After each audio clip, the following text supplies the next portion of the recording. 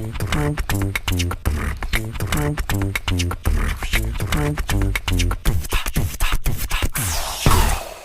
day, dear math buddies! Welcome to today's episode of Math Sure Wins Math Tutorial Quiz of the Hour.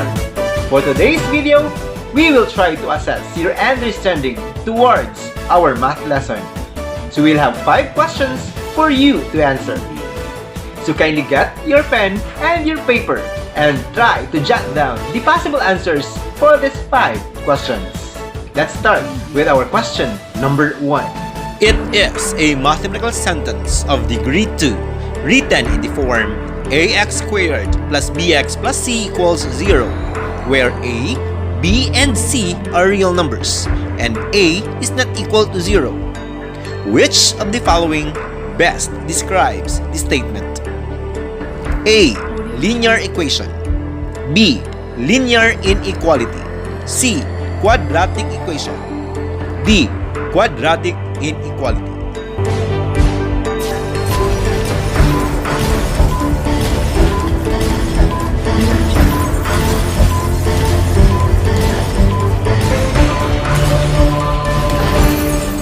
And the correct answer is letter C, quadratic equation.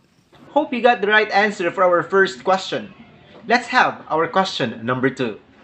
Which of the following is a quadratic equation written in standard form? A. Quantity x minus 2 times quantity x minus 5 equals 0. B. X squared plus 7x plus 11 equals 0. C. X squared minus 3x equals 6. And letter D. X squared minus 8x minus 15 greater than 0.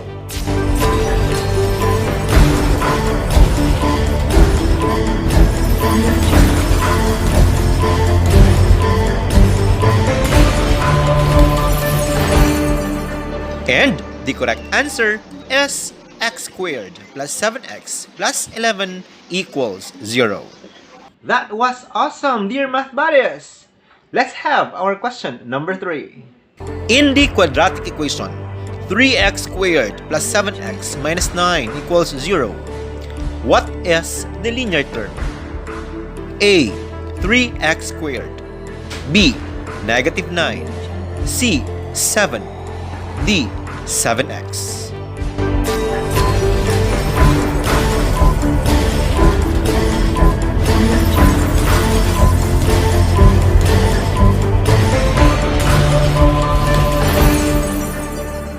And the correct answer is D. 7x. That's impressive! Very good! This time, let's have our question number 4. Which of the following mathematical equations can be solved by extracting square roots? A. X squared plus 3x plus 2 equals 0. B. X squared plus 4x minus 9 equals 0. C. X squared equals 144. And letter D. Quantity x minus 11 times quantity 2x plus 3 equals 0.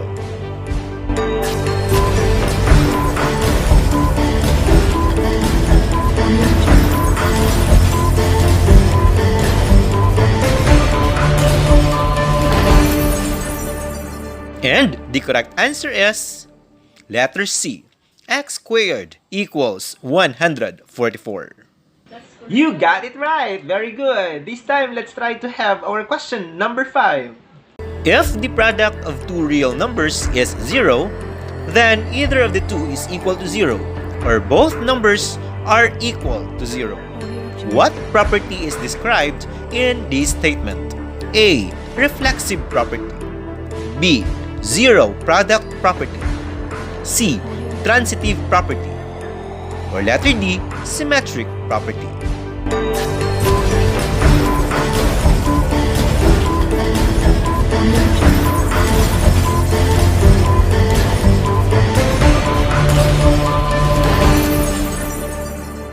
And the correct answer is letter B, zero product property.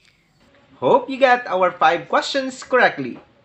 Be ready with our next questions in our next episode, so please stay tuned. Thank you so much.